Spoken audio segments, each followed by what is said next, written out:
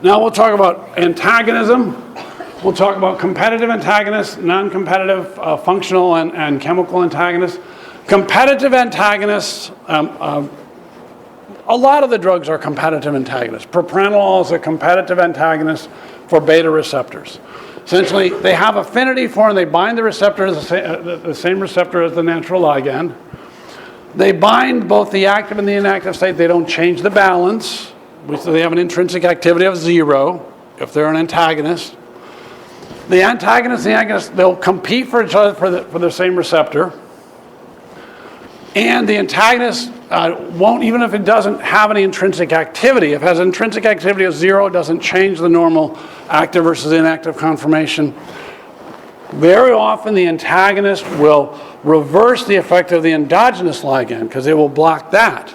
And so it will get an effect that's the opposite of the endogenous ligand. So propranolol is an antagonist at the beta-1 receptor in the SA node.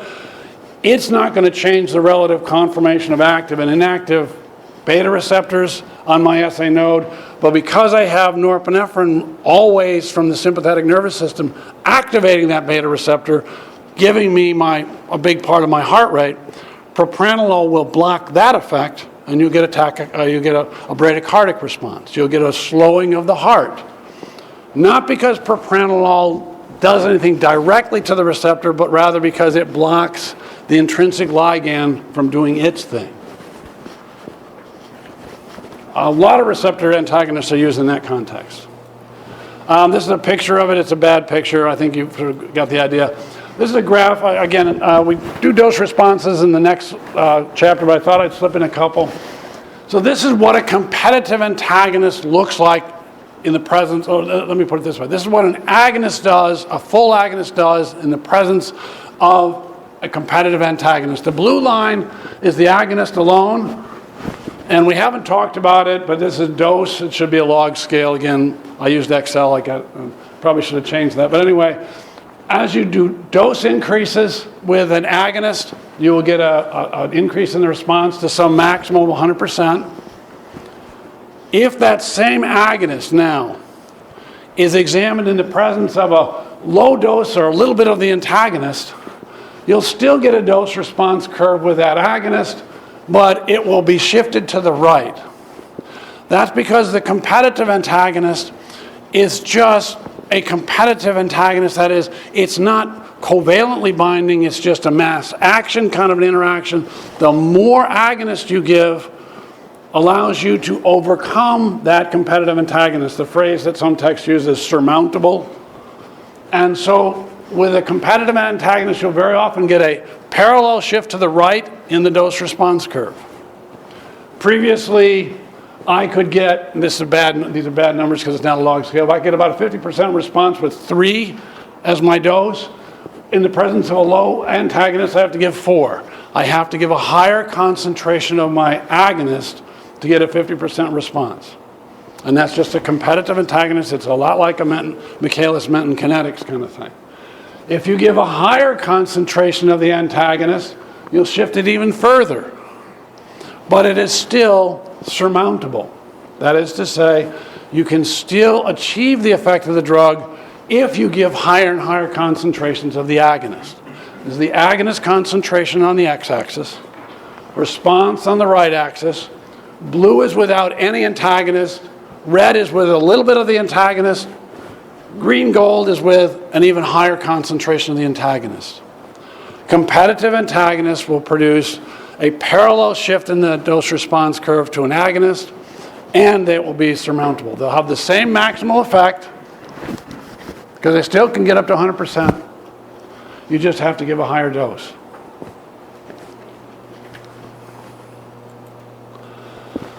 So that's competitive antagonists, and we'll go through that. We'll see those a lot more in the next chapter. Non-competitive antagonists, they don't interact with the agonist for the same binding site. There's an allosteric kind of antagonism or downstream kind of antagonism.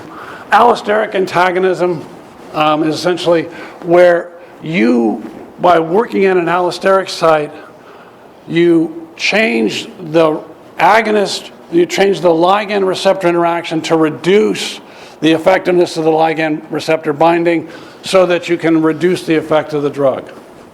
An example from what we talked about, benzodiazepines are allosteric facilitators of GABA neurotransmission, GABA-A neurotransmission. That's how they work. The benzodiazepine inverse agonists, if they were used in humans, do just the opposite. They undo. From an allosteric perspective, they reduce GABA-A neurotransmission. You can have downstream antagonism. And downstream antagonism is a situation where you have a series of events that's happening. If something early in the pathway is happening, but it's dependent upon a later part of the pathway, if you block the later part of the pathway, you're going to block the effect. In the beta receptor, for example, we said, okay, let's say I walk out of the building and I'm just about to cross over the parking lot and there's a big truck coming at me. I have this huge excitation and I get this adrenal release of norepinephrine and epinephrine that prepares me for some flight-fight reaction so I can get away and run away from the truck. That's a part of that is an excess of epinephrine and norepinephrine acting on the beta receptor, beta-1 receptor in the SA node of my heart that says, speed up, heart, because you're going to have to do some work pretty soon. And that works by then working through G protein coupled receptors, which then changes cyclic AMP and all those kinds of things. If something is blocking that downstream pathway, if I prevent GTP from binding to the alpha subunit and swimming over to the adenylate cyclase, I'm going to effectively block that sympathetic induced tachycardia. But I'm not going to do it by blocking the beta receptor. The beta receptor is still clean and good. I get an adrenal release. I get way activated. I have a whole lot of norepinephrine activating my beta-1 receptor. But if that doesn't end up going all the way through the system, that is to activate cyclic AMP, I'm not going to get a response. That's an example of a downstream kind of an antagonism. The text, I think, uses a muscarinic receptor. I'm not sure. It uses an alpha agonist. But we were talking about beta agonists, but basically it's the same concept. If the drug is working at the receptor here and you're interfering with the signal transduction process here, you're going to block the drug effect. But it's not because of a direct interaction of your antagonist working at that receptor. It's working at a downstream site.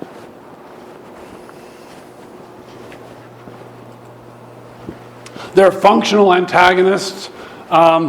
As I said before, in the heart, my normal sinus rhythm is really controlled by two things that are always in competition with each other. There's a certain part of my sympathetic nervous system that's releasing norepinephrine to act on beta receptors that says, go, go, go, have a rapid heart rate. At the same time, my parasympathetic nervous system, which is acetylcholine, working at muscarinic receptors, and don't worry about the details, but my parasympathetic system also is acting on, in this case, muscarinic receptors on the SA node that says slow, slow, slow the heart down. And they are constantly battling each other. And essentially, if I do something that increases my sympathetic tone, it wins the battle slightly over the parasympathetic tone.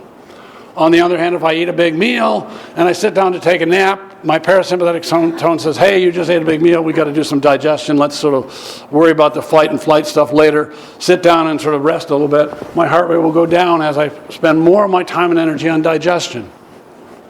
That's sort of an example of sort of a functional antagonism. Another example that the text likes is like stimulants and depressants. The idea that, that sort of suggests that if you're drunk and you drink a lot of coffee, you're going to sober up. And we know that doesn't work. But at one level, you sort of are a wide awake drunk. So I guess it sort of works at some level. But that's an example of sort of a functional antagonist. Something that clearly cocaine and alcohol are not working at the same initial sites, but or caffeine and alcohol, let's be more legal, I guess. But if you're drunk with alcohol and you drink a lot of caffeine, you're going to be a little more alert than if you didn't take the caffeine. It's not as if you're completely sobered up, though. And then there are chemical antagonists as well. These are things that might actually complex with the drug that keep it from getting to the receptor. Sometimes we can use chelating agents to in the case of toxicology, for example, sometimes something has been ingested and you want to prevent it from getting to the receptor. You can give you some kind of a drug that'll bind it and chelate it and take it out of the system. Or probably maybe not exactly a perfect example, but if someone is overdosed on something orally, at some point you can give them activated charcoal and that can bind that and prevent it from being absorbed. That's a chemical antagonist of sorts. Stereoselectivity, I've already talked about stereoselectivity. Drug receptor interactions exhibit stereoselectivity, but that doesn't mean that only one isomer is going to bind to the receptor, because there are a whole lot of receptors. In some cases, there are multiple receptors out there. One isomer might bind to this receptor with some degree of affinity and produce an effect, and the other isomer might fit with this other receptor.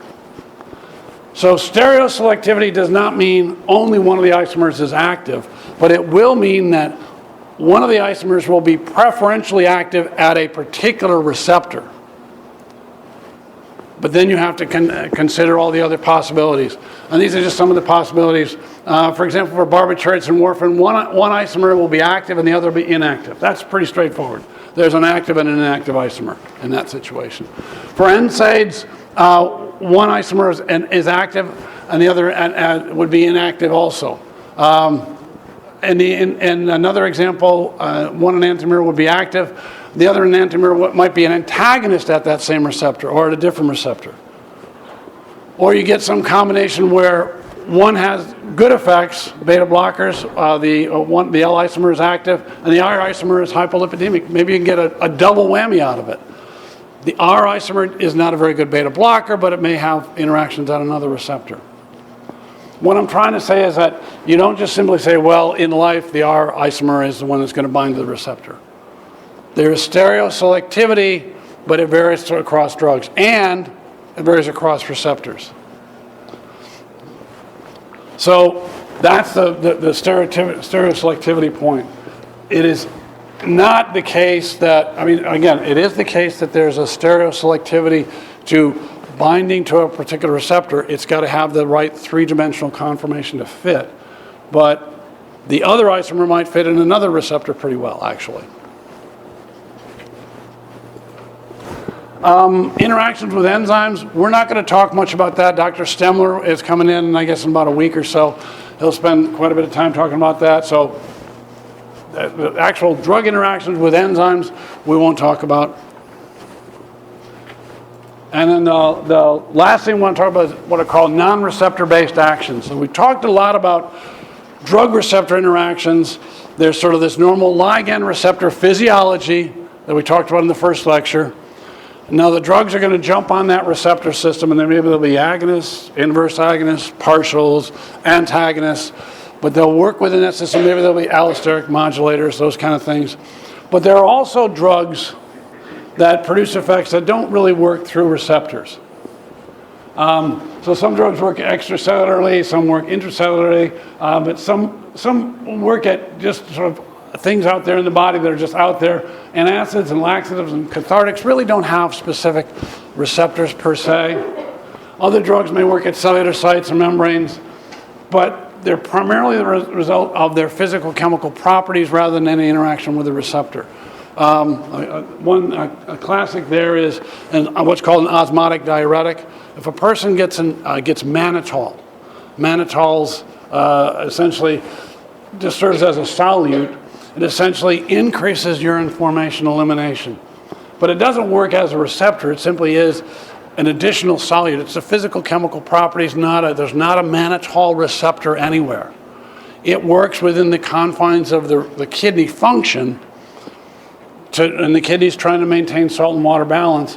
It essentially is a diuretic because the kidney wants to get rid of that excess solute and more water comes with it.